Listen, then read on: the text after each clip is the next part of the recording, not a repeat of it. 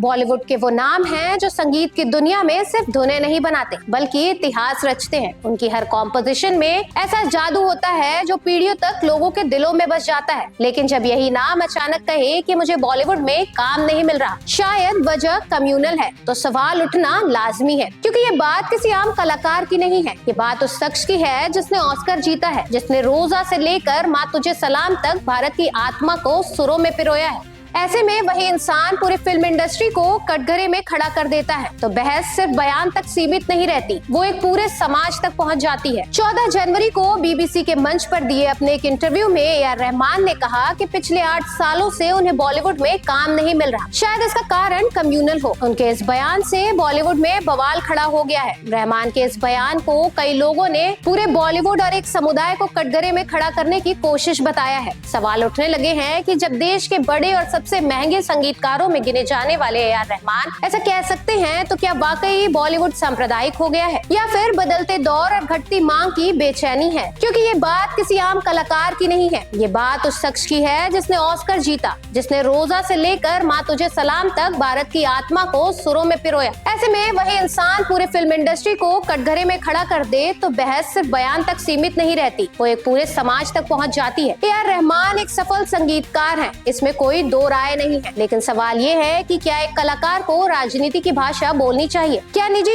असंतोष को सांप्रदायिक चश्मे से देखना जरूरी है? बॉलीवुड कभी भी किसी का धर्म देखकर काम नहीं करता। यहाँ कलाकार की जाति नहीं, उसकी काबिलियत देखी जाती है। यहाँ मजहब नहीं, मार्केट की डिमांड देखी जाती है। यहाँ भावना नहीं, प्रोड्यूसर्स की औकात देखी जाती है। और ये बात रहमान साहब से बेहतर कौन जानता है? आज के दौर में ए.आर. रहमान सबसे महंगे संगीतकारों में से एक है। वो मुंबई में नहीं, चेन्नई में रहते हैं। हर प्रोड्यूसर के लिए बार बार चेन्नई जाना आसान नहीं है, ऊपर से समय की पाबंदी और हाई फीस। तो फिर अगर कोई निर्माता पीछे हटे तो क्या वो कम्युनल हो गया है? हालांकि ये पहली बार नहीं है जब कोई बड़े स्टार ने ऐसा बयान दिया है। इतिहास गवाह है कि जब अजहरुद्दीन को काम नहीं मिला तो उन्होंने इसका कारण साजिश बताया। यहाँ तक कि आमिर खान ने भी देश को कम्युनल बताया। लेकिन तब क्या ये समाज सच में कम्युनल लगा जब यही लोग सत्ता और शोहरत के शिखर पर थे? सच्चाई ये है कि हर कलाकार का एक दौर होता है। उम्र के साथ ऊर्जा बढ़ती है, बाजार के साथ पसंद बदलती है, नई पीढ़ी आती है, नया साउंड आता है और सबसे बड़ा सितारा भी धीरे धीरे पीछे हटता है।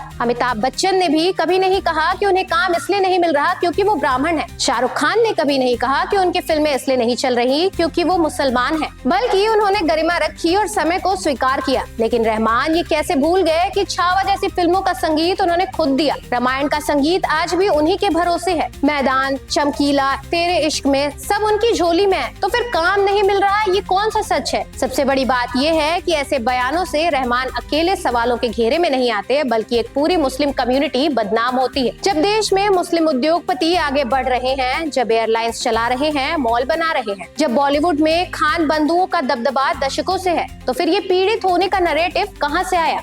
दिलीप कुमार का असली नाम यूसुफ खान था। नौशाद, खयाम, जाकिर हुसैन, बिस्मिल्लाह खान, इनका सम्मान कभी मजहब देखकर नहीं हुआ। एनडीए सरकार में इन्हें भारत रत्न तक दिया गया। यहाँ तक कि ए.आर. रहमान को भी सबसे ज्यादा राष्ट्रीय पुरस्कार भी उसी दौर में मिले। तो फिर ये कम्युनल नैरेटिव कहाँ से आया? जब जावेद अख्तर सवाल उठाते हैं तब तस्लीमा नरसीन निंदा करती हैं। जब सोशल मीडिया ट्रोल करता है तो रहमान सफाई देते हैं कि मेरे बयान को गलत समझा गया है। लेकिन शब्द कभी वापस नहीं आते, खासकर तब जब वो पूरे समाज पर सवाल खड़े कर देता है। शेखर दिलीप कुमार से अल्लाह रखा रहमान बनने के बाद भी भारत ने सिराखों पर बिठाया। माँ तुझे सलाम को लोगों ने धर्म से ऊपर उठकर अपनाया। तो फिर आज उसी भारत को कम्युनल बनाना कहाँ से सही है? आपका शुदा संगीत है तो राजनीति की सुरताल क्यों छेड़ी? आपका इस पूरे मामले पर क्या कहना है? कमेंट में लिखें। वीडियो अच्छी लगी हो तो लाइक करें, शेयर करें और चैनल को सब्सक्राइब करें ताकि ऐसी वीडियोस आप तक पहुँचती रहे।